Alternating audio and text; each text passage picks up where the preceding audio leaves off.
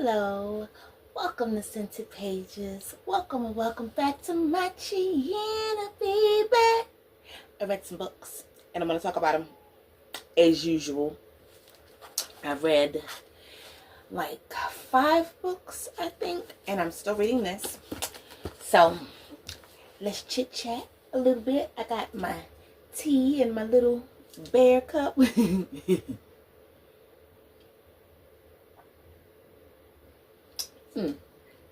And we can do the perfume. I've been working this week. This is Live Lux. Look at this beautiful bottle. This is Live Lux by Jennifer Lopez. I haven't smelled Live. I want to see what I didn't even know that this was a flanker of Live. I want to see what that smells like. But this is Live Lux by Jennifer Lopez, and I got it in a set with the lotion and the body wash. And it's such a beautiful, light, fruity. It's so fruity and fun. Perfect for the spring and summertime. I would even give this more of a summer scent.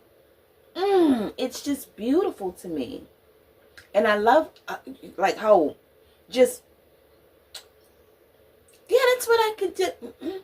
Fruity. And I wouldn't even say it's mature. It's not mature like how I usually get. It's just fun. It smells like spring and flowers. Let's look up the notes. Oh, that's nice. Beautiful bottle. Let me see what the notes are, because that's beautiful. Okay, so we have the main accords are fruity, sweet, aquatic.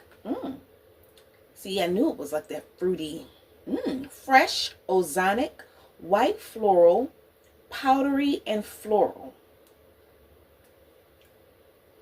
So it says, Live Lux by Jennifer Lopez is a floral, fruity fragrance for women. Live Lux was launched in 2006. The nose behind this fragrance is Claudette Belvanis.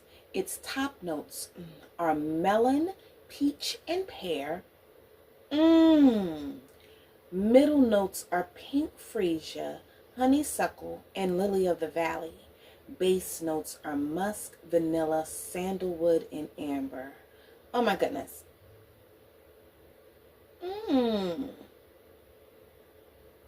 I love it.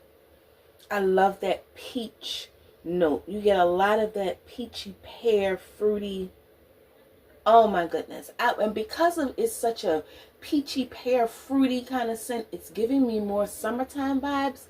But even still, I'm about to spray it up this spring. Mittens, don't make my light fall.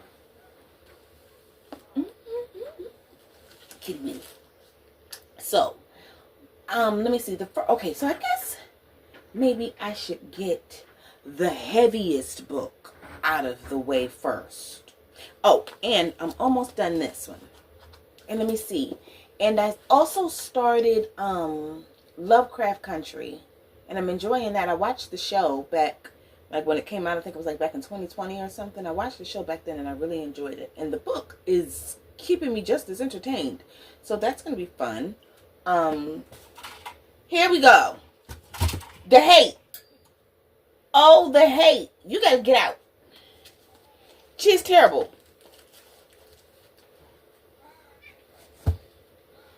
Because I need my light. Okay. I'm back. So, I've mentioned about Lovecraft Country, and I'm almost done this one. I'm not done with you yet.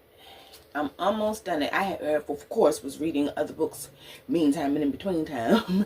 And I'm going to finish this probably before I go to sleep tonight. I'm going to just hop in the bath when I get done making this video.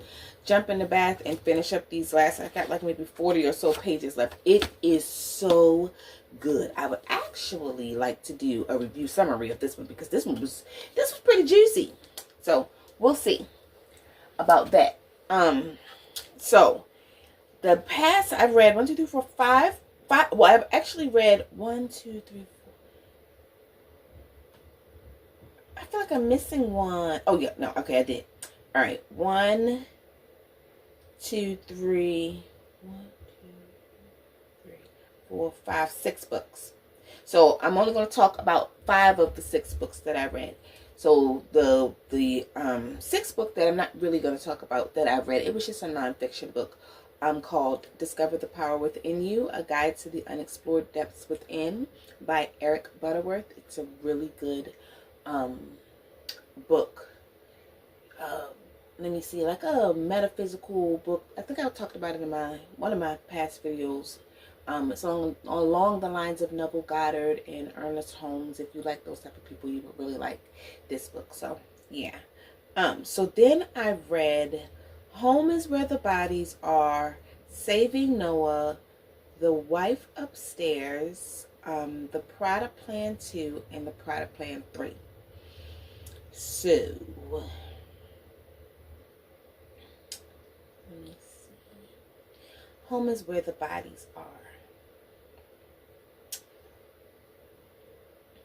I give that one a 4 stars. No, I give it 5 stars. So here's the summary. Home is Where the Bodies Are by Geneva Rose. A chilling family thriller about the sometimes literal skeletons in the closet. After their mother passes, 3 estranged siblings reunite to sort out their estate. Beth, the oldest, never left home. She stayed with her mom, caring for her until the very end. Nicole, the middle child, has been kept at arm's length due to her ongoing battle with the serious drug addiction. She was the worst. Michael, the youngest, lives out of state and hasn't been back to their small Wisconsin town since their father ran out on them 7 years before. While going through their parents' belongings, the siblings stumble upon a collection of home videos and decide to revisit those happier memories. However, the nostalgia is cut short when one of the VHS tapes reveals a night back in 1999 that none of them have any recollection of. On screen, their father appears covered in blood. What follows is a dead body and a pact between their parents to get rid of it before the video abruptly ends. Beth, Nicole, and Michael must now decide whether to leave the past in the past or uncover the dark secret their mother took to her grave. Oh, it was so good. I gave it, like I said, 5 stars. And then here's my review. I didn't see the first twist coming. Not at all. Oh, it was so creepy. I really enjoyed this book.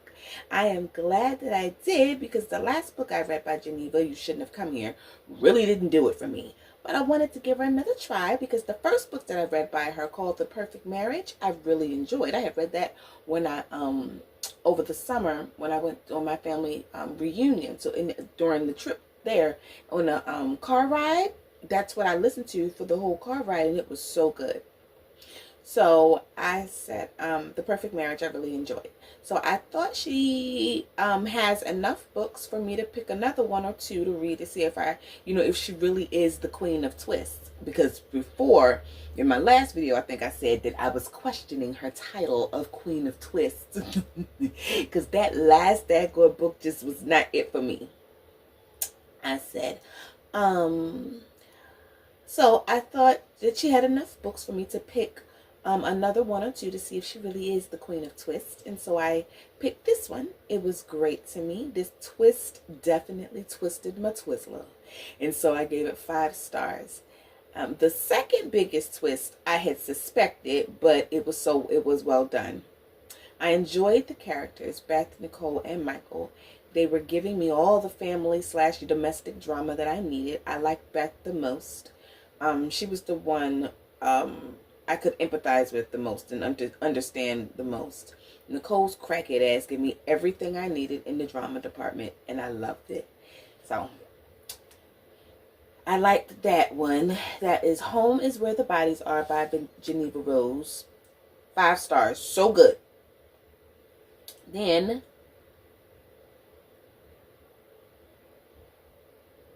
I did Saving Noah. Now this one by Lucinda Berry. This one was very, very heavy, and I'm not going to get too far into like the details of it and my personal opinions. I really don't want to dive into that on my channel, but I will say I will give some spoiler warnings for assault and things like that. I will say that it is a read that if you're a mother, you definitely have to be in the mood for it, but it was very good. So the synopsis is Saving Noah by Lucinda Berry. We forgive murderers, not pedophiles. Not since Lionel Shriver brought us We Need to Talk About Kevin has a writer delved into the complexities of a disturbed mother-son relationship. Until now. Meet Noah, an A honor roll student, award-winning swimmer, and small-town star destined for greatness. There weren't any signs that something was wrong until the day he confesses to molesting little girls during swim team practice. He's sentenced to 18 months in a juvenile sexual rehabilitation center. His mother, Adrienne, refuses to turn her back on him, despite his horrific crime, but her husband won't allow Noah back into their home. In a series of shocking and shattering revelations, Adrienne is forced to make the hardest decision of her life. Just how far will she go to protect her son? Saving Noah challenges everything you think you know about teenage sexual offenders. It will keep you up all night, long after you've read the last page, questioning beliefs you once thought were true. Now, like I said, this was a heavy book.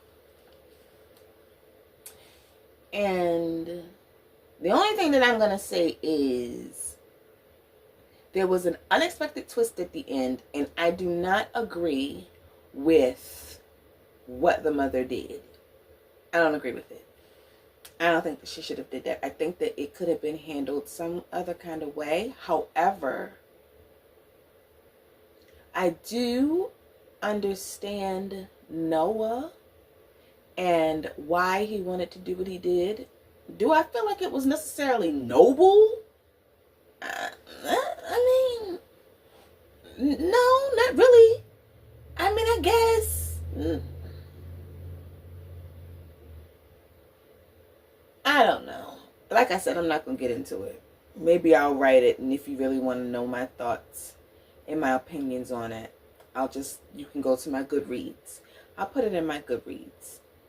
But instead of me getting into a whole bunch of stuff right here on my channel before I get canceled, before I even get started. I said, wow, this book was heavy.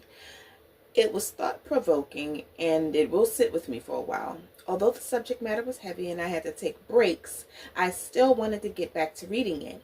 I didn't despise every thought that Adrienne had. I understood her as a mother, but at the same time,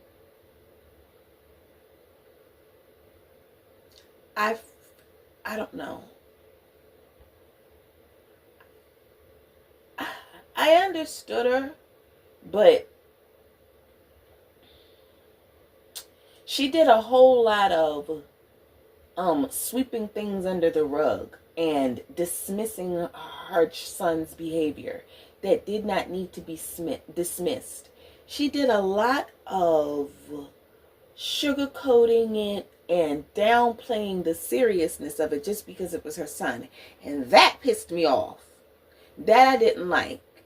I understand you still having to be on his side because that's your son. I get that. But at the same time, don't take away from what he did. Okay. I will say that. I said, as a mother, this will tug at your heartstrings.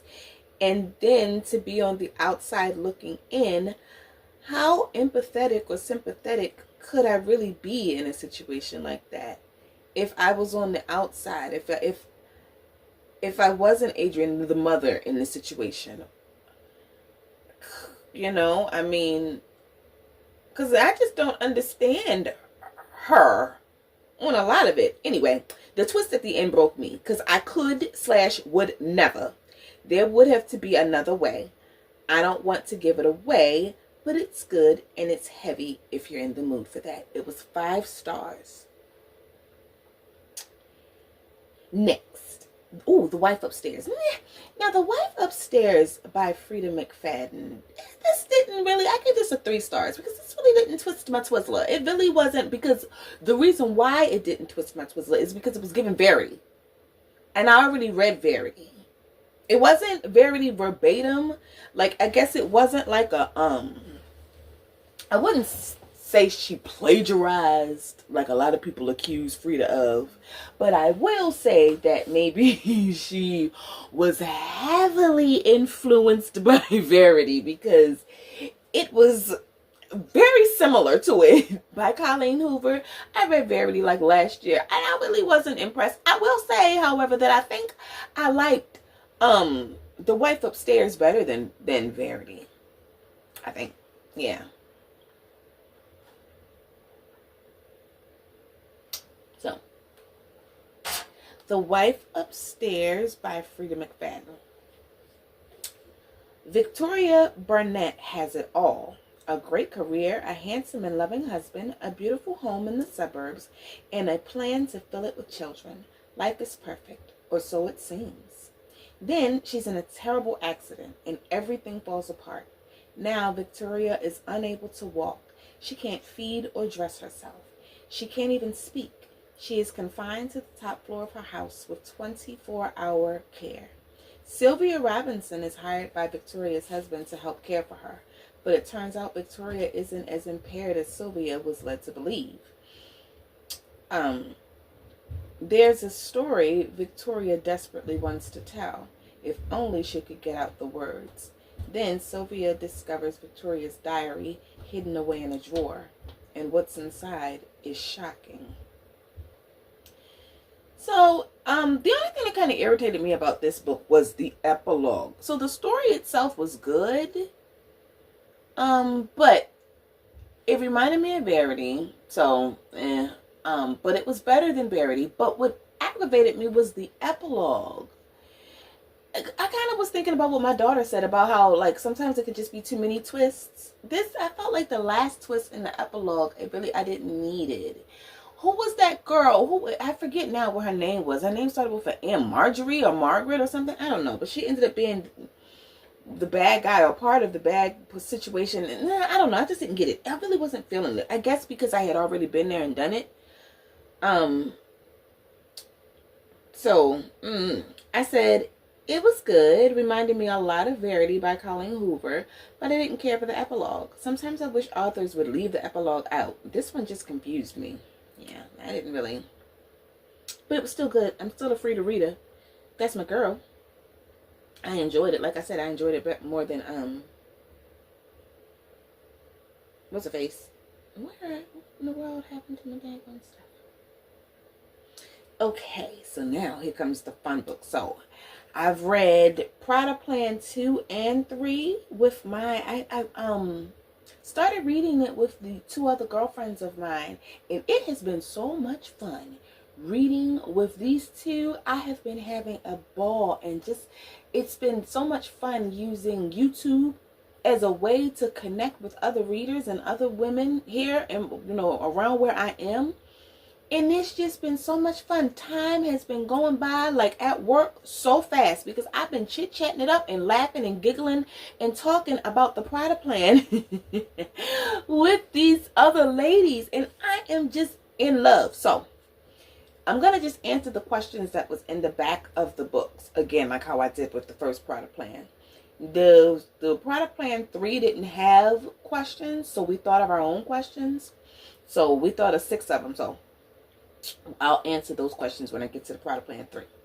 So the Prada Plan 2, Leah's Story by Ashley Antoinette, says Ashley Antoinette steps out on her own once again with the next installment of her scandalously sexy Prada Plan series.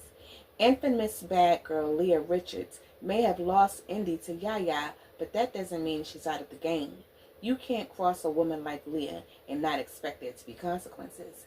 And that's just what Indy and Yaya are about to face when Leah captures and kidnaps the couple's baby girl, Skylar. This is no ordinary game of cat and mouse. Everyone knows that Leah is nuts, and there are no limits to what she will do to get her revenge. Now Yaya's world is falling apart as she and Indy desperately search for their daughter, praying she's still alive. Yaya thought her street days were behind her, but now that the old demons have surfaced, she'll need a new plan to come out on top. But when all truths turn out to be lies, it's almost too much to take. Will Leah really kill baby Skylar? Can Indy hold on to his reign over Houston without falling victim to the game? And as long as Leah lives, is there any hope of Indy and Yaya and Skylar living happily ever after? All these questions and more will be answered in this heart-pounding sequel. And honey, was it heart-pounding? Yes, it was. We was on the edges of our seats. It was so good. Let me see. So the questions are, it's 9 of them. Let me take a sip. I can bring this closer. Okay.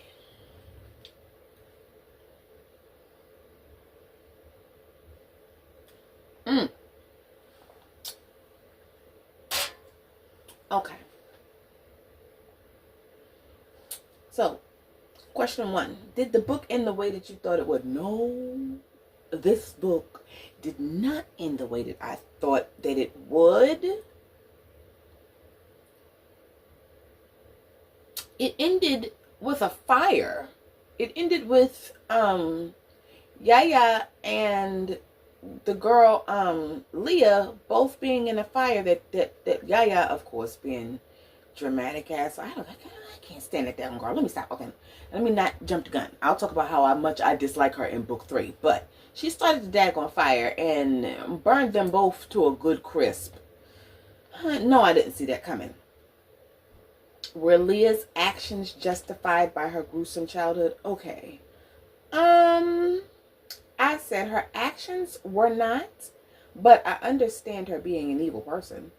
In her case, her being evil, in my opinion, was more nurture over nature. She was born evil, but no. I don't think she was born evil. She was born an innocent, sweet little girl. I think she was born a normal kid. It wasn't just in her. She was born healthy and happy, but the gruesome experiences of her childhood nurtured her into an evil person, I think. I said her life groomed her to be evil, and I understand that. I see it. I said I see why that happened to her being just an evil person.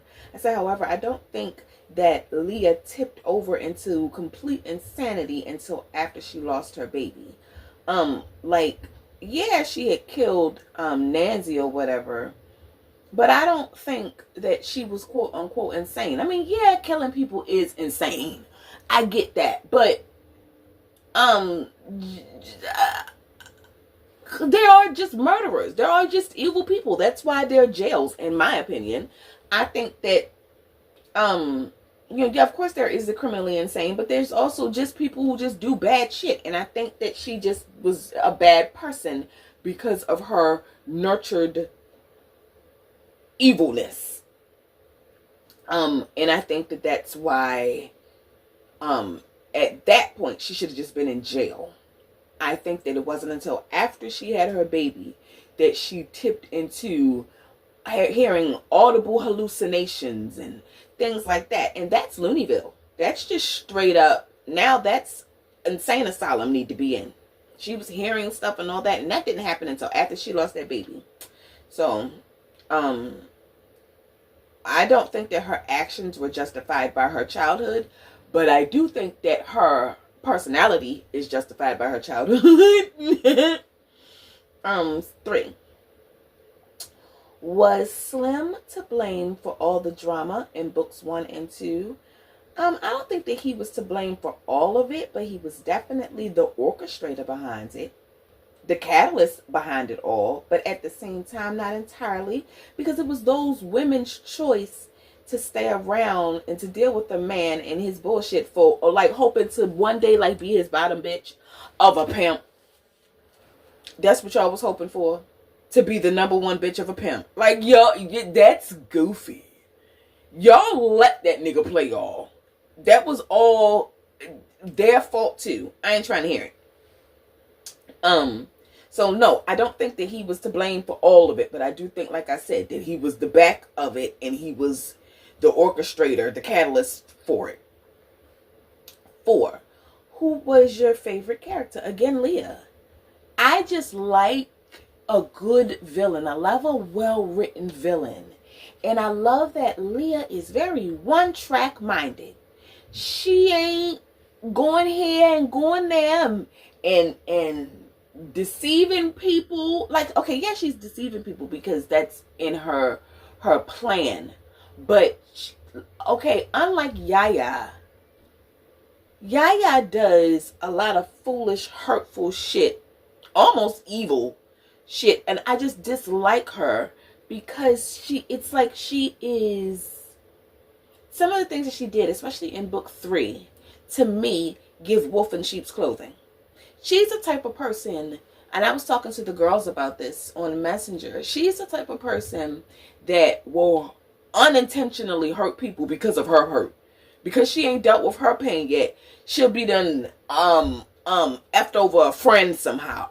Done some backstabbing shit. And that's what irritates me about Yaya. Leah is just giving me all the evil villainess I need. And I'm here for it. She was my favorite character again. I love her. I also really like Chase. He's a real one. And his sister, they're both cute. I wish that, what's her sister's name? Trinity or something like that. Trina. I think it's Trina. I wish both of them the best.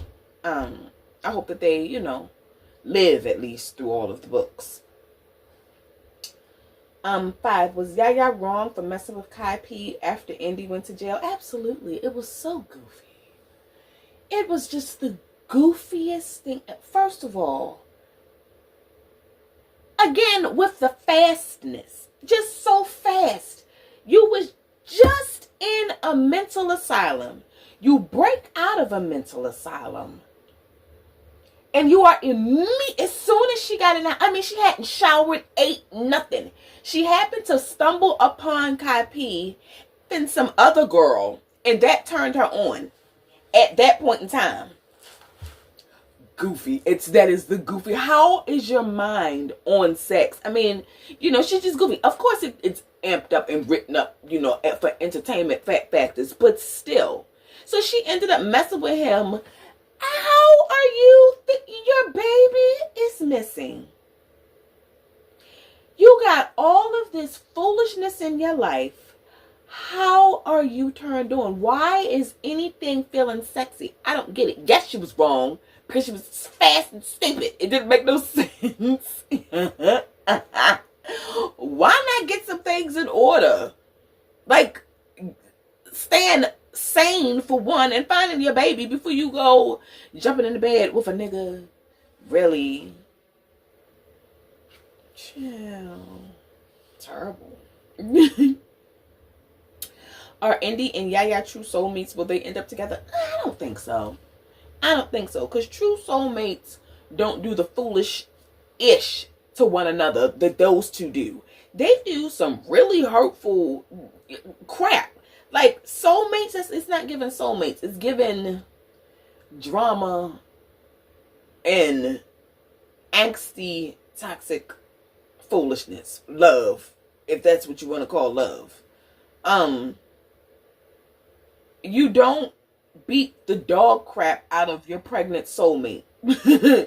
You don't F the homeboy of your soulmate. Like, that's not soulmate type of behavior to me. That's just somebody that you dealing with or something. I don't know.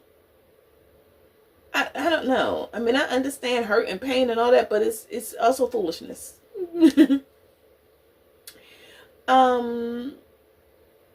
Let me see. Will Leah get away with taking over Yaya's identity? Okay, so now that I know what I know, I mean, I can't spoil it, but okay, well, I'll say I was hoping that she did. I was really hoping that she would, just to see how far. The fact that this girl has been burnt to a crisp burnt so horrifically that she's unrecognizable. And her mind is still on revenge, is chef's kiss. Her mind is still on taking over Yaya's life. And I love it. It's hilarious. Because, like, I mean, what else does the villain do? She's giving me everything I need. I love it. I love it. So, I was hoping that she would. I really was. 8. Did Slim really love Yaya, or was she right? Was he simply grooming her for the pimp game? I mean, I guess. He probably did really love her, but I mean, why wouldn't he? Of course he would. Of course he would love the pretty girl over the girl who was literally his. I mean, he's a piece of shit. He's a pimp. And I mean, who cares? Like, I don't like him. I don't like his character. And I wish he'd go away. Isn't it time for him to go back to jail? By now, he should have been back in jail. He was only supposed to be out for temporary to go and deal with Yaya. Now it's time for him to go back to jail. 9. Do you think Yaya should have listened to Indy and not gotten the police involved with Skylar's kidnapping? Absolutely. She should not have called the police. Absolutely. Because this is what you signed up for, girl. And this is what the other girls were saying. My homegirl, Kyra and Vanessa. They were both, well, no, not Vanessa, but Kyra was saying that she should not have called the cops because this is what you signed up for, girl. Like, this is the life you gonna live.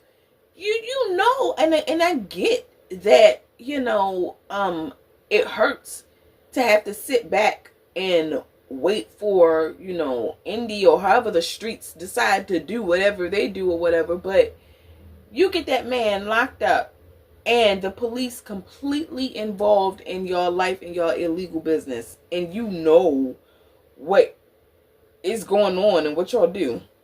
I don't think that she should have. But at the same time, I understand her. But no, I don't think that she should have called the police. She's irritating, is what she is. She's very, very annoying. Prada Plan 3. Next. Let me see. The Prada Plan 3, the Green-Eyed Monster. Yeah, that's what it's called. The Green-Eyed Monster. They've already started 4 and well into 4. So, let me see. Prada Plan 3, Green-Eyed Monster by Ashley Antoinette. Leah has been trying for years to get rid of her competition, and all her crazy scheming has finally paid off, or so she thinks. Now that Yaya is out of the picture, she's ready to step into her shoes and have the life she always dreamed of. The scars that she earned in the fire almost seem worth it if they mean she'll finally be able to have all the money, the family, and most importantly, to have Indy's love to herself. There's only one problem. Desire Morgan isn't dead. She survived the fire too, and she's healing under the watchful eye of one very powerful woman who's ready to help put Yaya on top. With her newfound connections, Yaya could have Leah taken out with the snap of her fingers, but that's not good enough for her. The only way Yaya can battle the demons that are still haunting her is to finish Leah off herself. Yaya is out for blood, which she didn't do. There can only be one winner, and these two are on a collision course that could send one of them straight to hell. And I hope it's Yaya, honestly. So Ashley Antoinette is back and better than ever with the 3rd installment of the Prada Plan series. A case of mistaken identity left readers reeling at the end of part 2. But part 3 is a heart-pounding saga that will leave you breathless. And it did. It did. It was so good. It was so good. We each thought of our questions. Let me see. I wrote them down in this book. I'm going to answer her questions first. The questions that my friend came up with. Because they were good. Let me see. I've always, let me see. Where is it?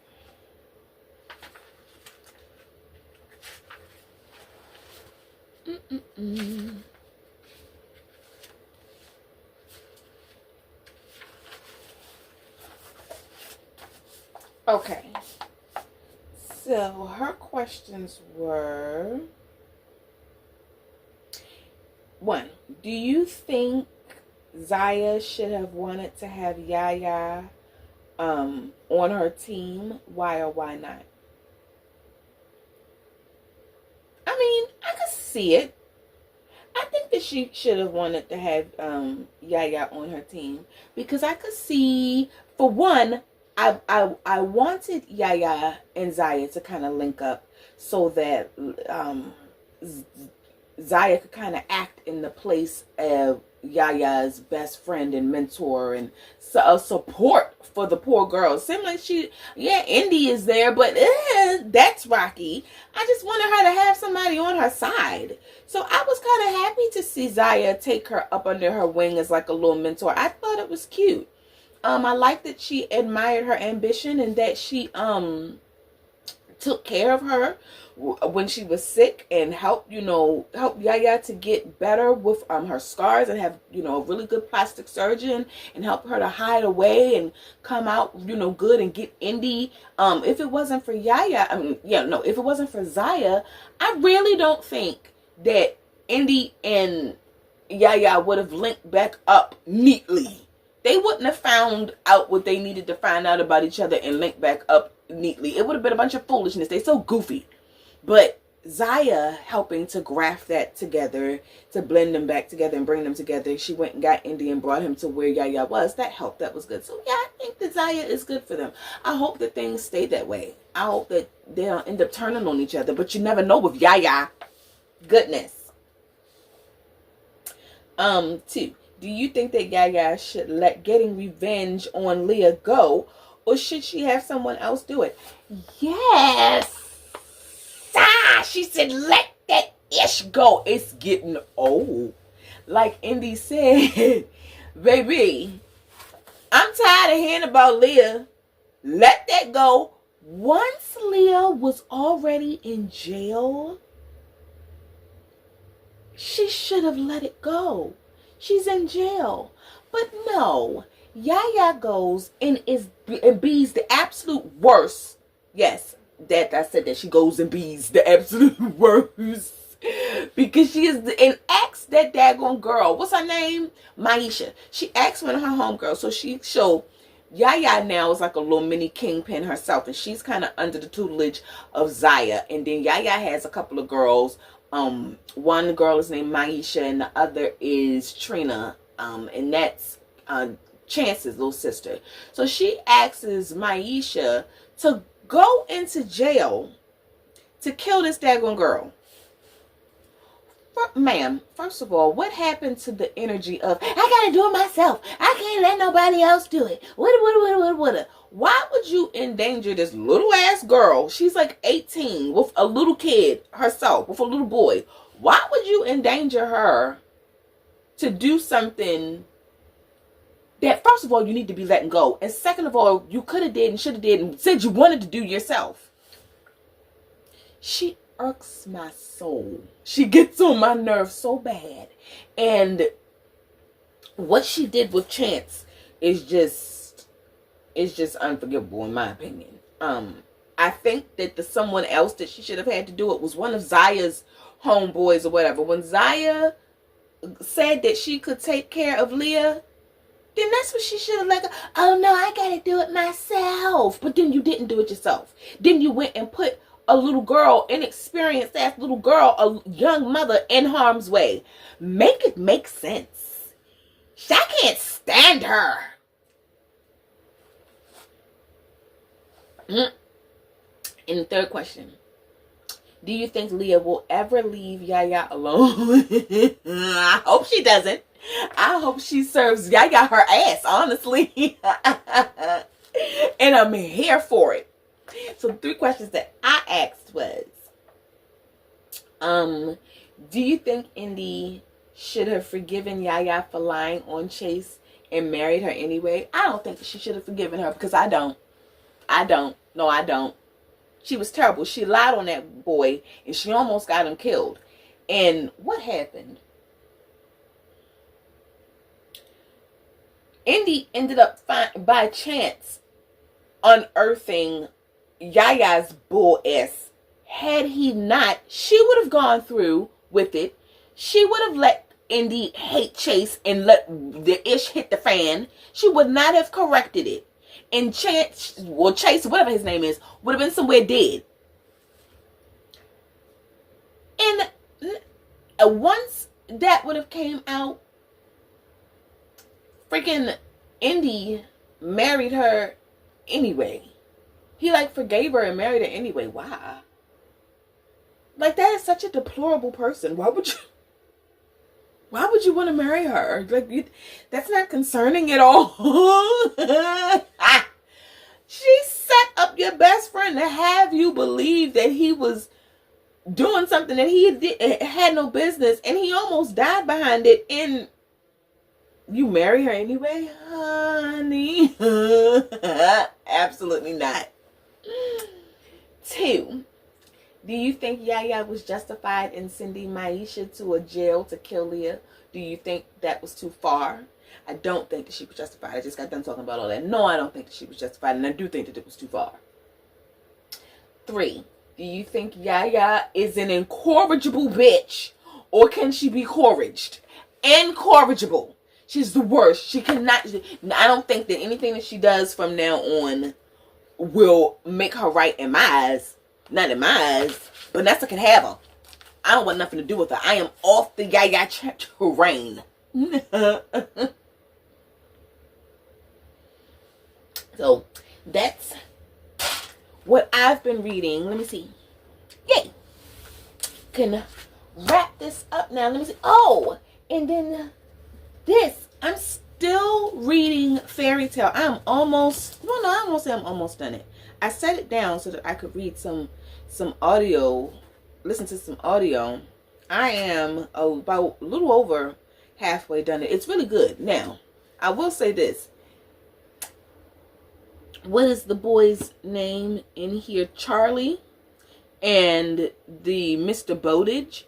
They definitely remind me of Todd Bowden and the Nazi guy from the At Pupil book.